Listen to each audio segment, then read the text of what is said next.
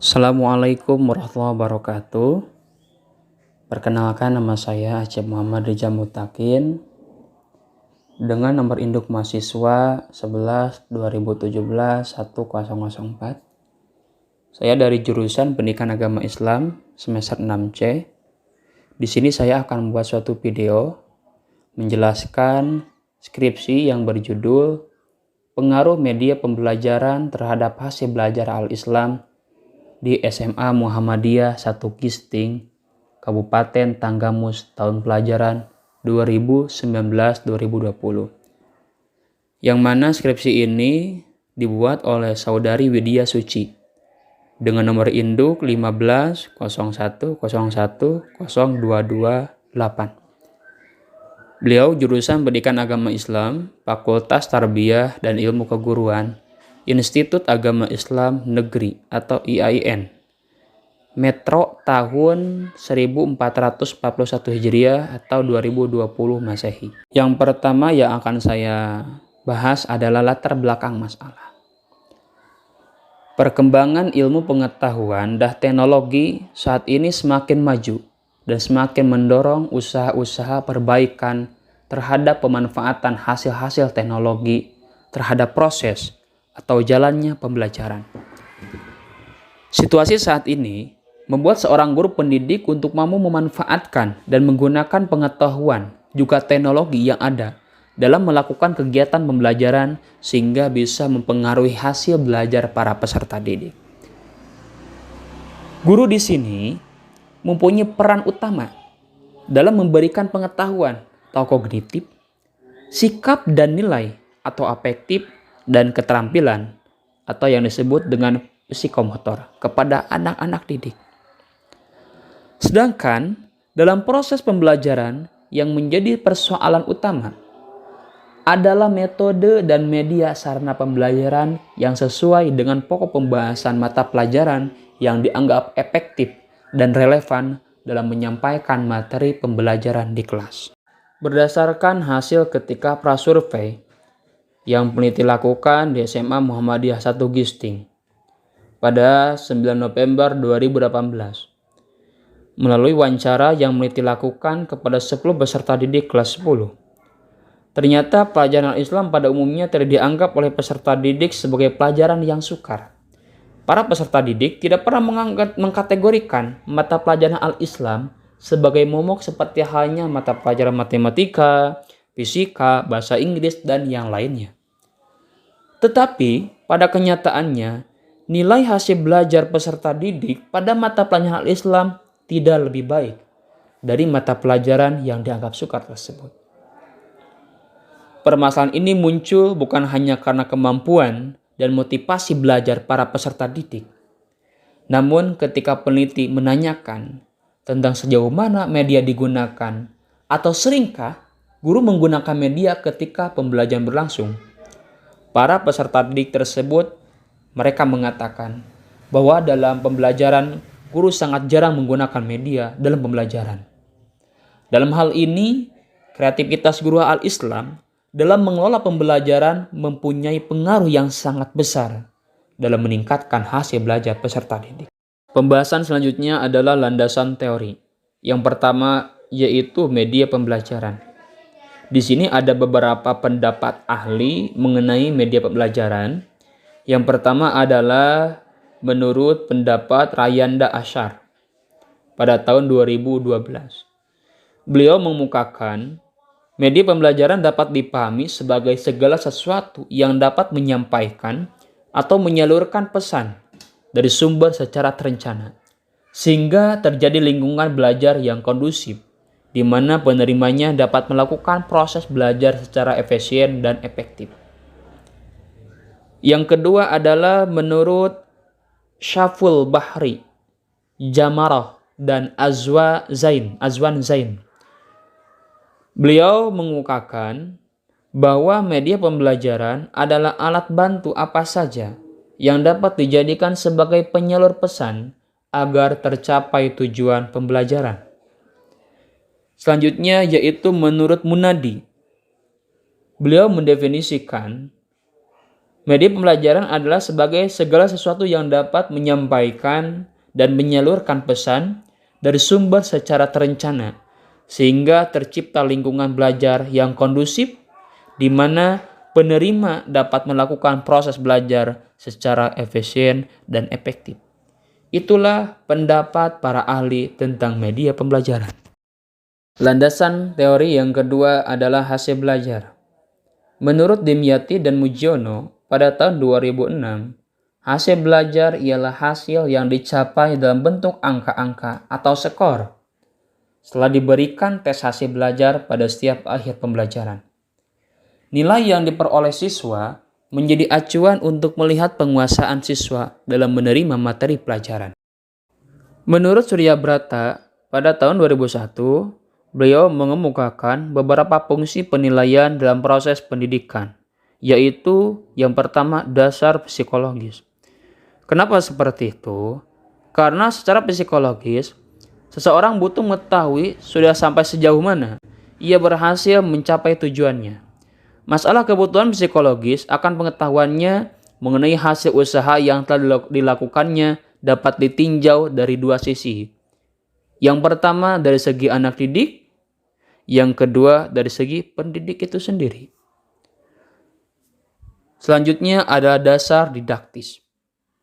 Adapun dasar didaktis diantaranya yaitu yang pertama dari segi pendidik, yang kedua dari segi anak didik. Itu adalah dasar didaktis.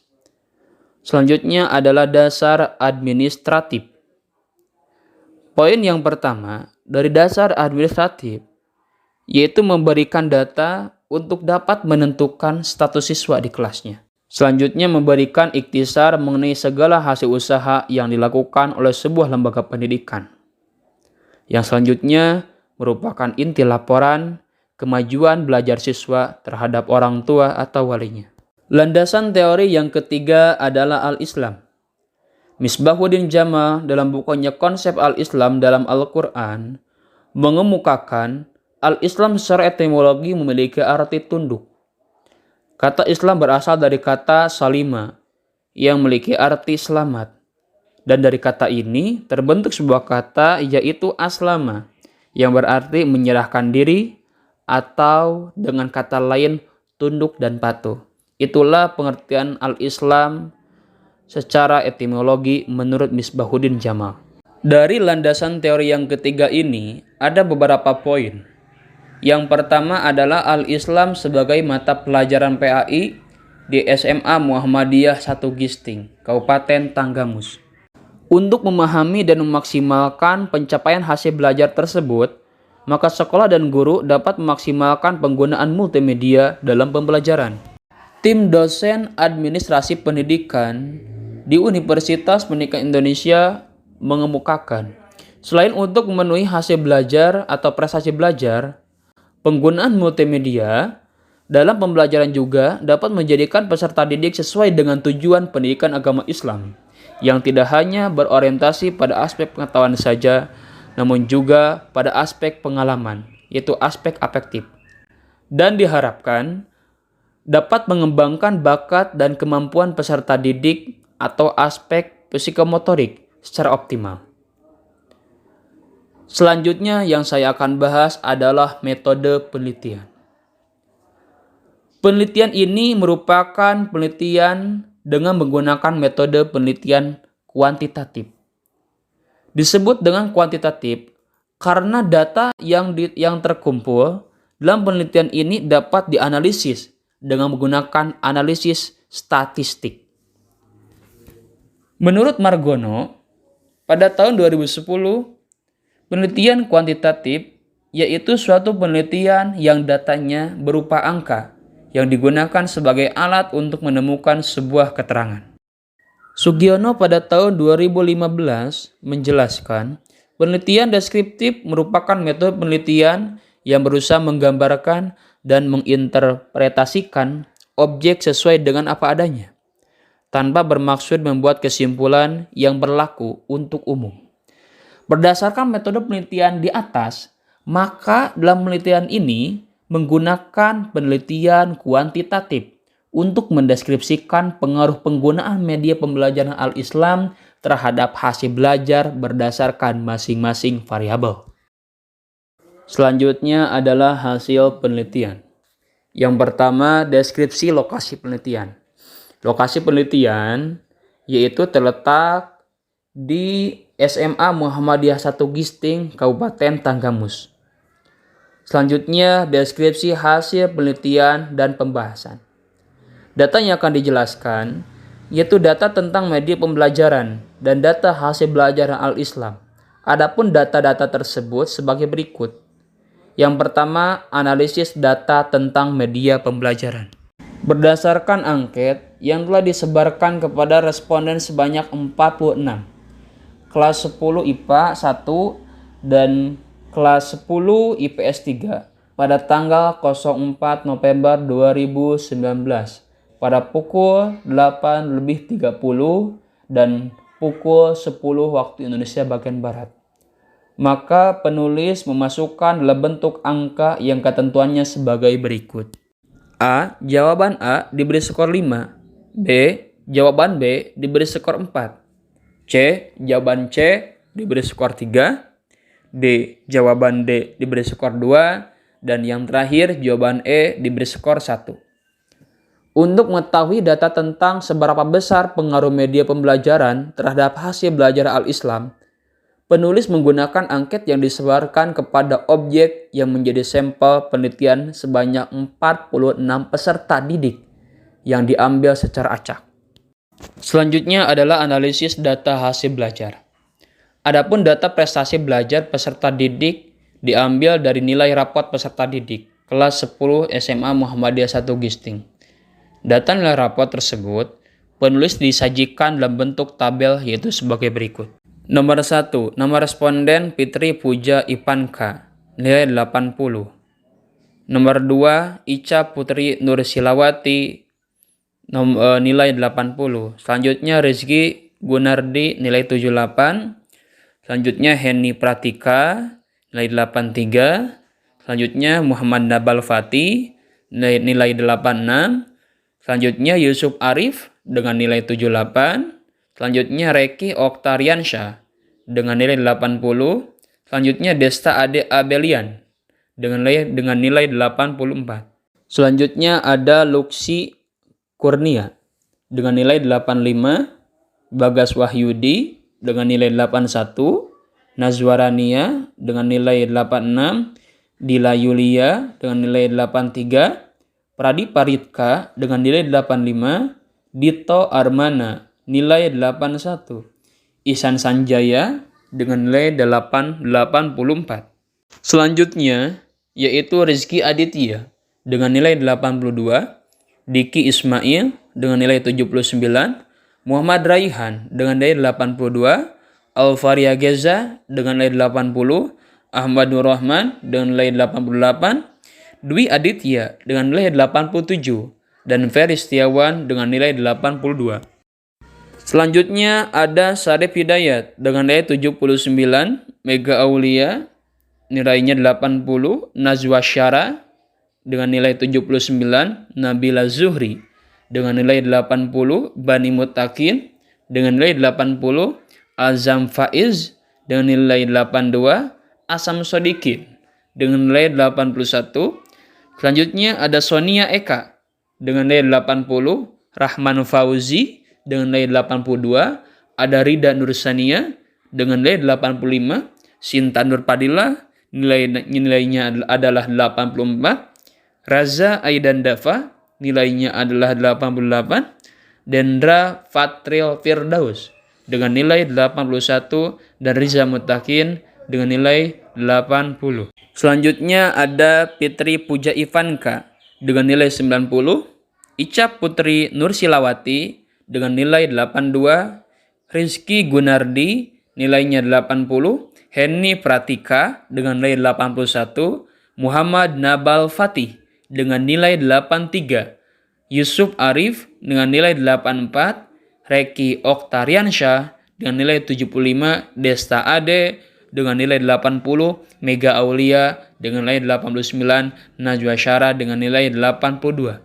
Itulah daftaran nilai dari kelas 10. Selanjutnya peneliti mengklasifikasikan data hasil belajar Al-Islam ke dalam tabel distribusi frekuensi dengan menentukan kelas interval terlebih dahulu dengan rumus sebagai berikut. Interval sama dengan jumlah terbesar dikurangi jumlah terkecil ditambah 1 dibagi kategori. Setelah peneliti menghitung secara baik dan secara teliti, maka menghasilkan interval sama dengan 89 dikurangi jumlah terkecil 74 ditambah 1 dibagi kategorinya 4 sama dengan hasilnya adalah 4. Setelah menentukan kelas interval, selanjutnya menentukan jumlah frekuensi. Untuk jelasnya dapat dilihat pada tabel di bawah ini.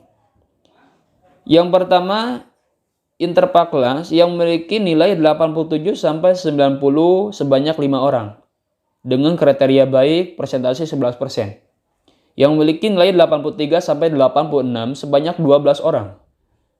Kriterianya sedang, presentasinya 26%. Yang memiliki nilai 79 sampai 82 sebanyak 27 orang. Kriterianya cukup dengan presentase 58%. Selanjutnya yang terakhir, yang mempunyai nilai 75 sampai 78 sebanyak 2 orang. Kriterianya cukup, presentasenya 4%. Itulah tabel yang telah peneliti sajikan dalam frekuensi atau interval kelas.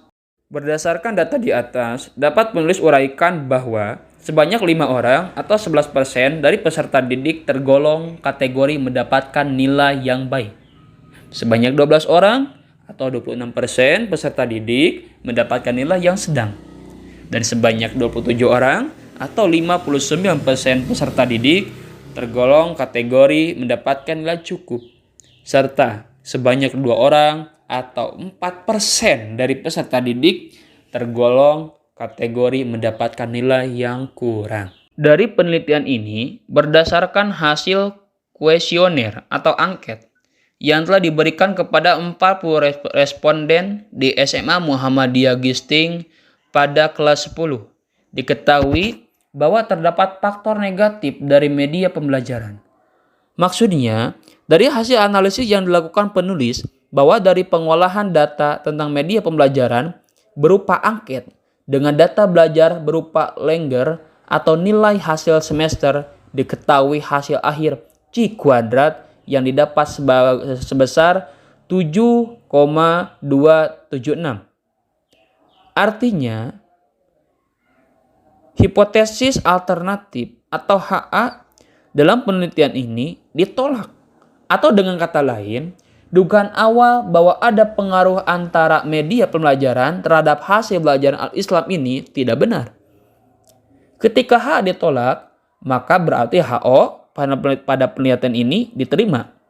Atau dengan kata lain, bahwa tidak ada pengaruh antara media pembelajaran terhadap hasil belajar Al-Islam pada kelas 10 SMA Muhammadiyah. Kesimpulan, berdasarkan hasil penelitian yang telah peneliti lakukan, dapat diambil kesimpulan bahwa tidak ada pengaruh media pembelajaran terhadap hasil belajar Al-Islam di SMA Muhammadiyah 1 Gisting, Kabupaten Tanggamu, tahun pelajaran 2019-2020. Hal ini dibuktikan dari hasil perhitungan data dengan menggunakan rumus C kuadrat yang diperoleh hasil X hitung sebesar 7,276, yaitu kemudian setelah dikonsultasikan dengan X tabel dengan DB sama dengan 9, baik pada taraf signifikan 5% atau 16,919 maupun pada taraf signifikan 1% atau 21,666. Ternyata nilai X hitung lebih kecil dari X tabelnya, sehingga pada penelitian ini hipotesis alternatif atau HA ditolak dan HO diterima, namun dengan tingkat hubungan rendah. Sesi terakhir adalah tanggapan.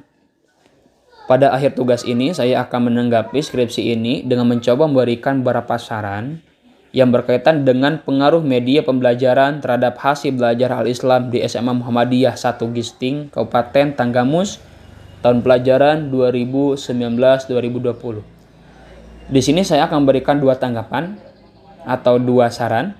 Saran yang pertama yaitu bagi guru. Bagi guru diharapkan agar lebih sering lagi dalam menggunakan media ketika proses pembelajaran di kelas. Karena setelahnya peneliti bertanya kepada peserta didik, ternyata guru jarang menggunakan media pembelajaran sehingga pembelajaran kurang efektif, kurang efisien, dan cenderung jenuh. Yang kedua, saran saya itu akan ditujukan kepada peserta didik. Bagi peserta didik diharapkan dapat lebih aktif dan kreatif dalam mengikuti pembelajaran Al-Islam, serta lebih memperhatikan lagi guru ketika mengajar di kelas. Itulah tanggapan yang saya berikan dari hasil penelitian kuantitatif ini. Alhamdulillah, tugas telah selesai dilaksanakan. Sebelumnya, saya mau berterima kasih kepada Bapak dosen yang memberikan motivasi, memberikan pengajaran, pengarahan, dan sebagainya.